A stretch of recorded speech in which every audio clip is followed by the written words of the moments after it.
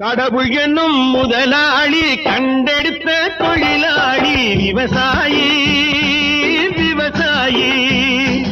கடவுள் என்னும் முதலாளி கண்டெடுத்த தொழிலாளி விவசாயி விவசாயி.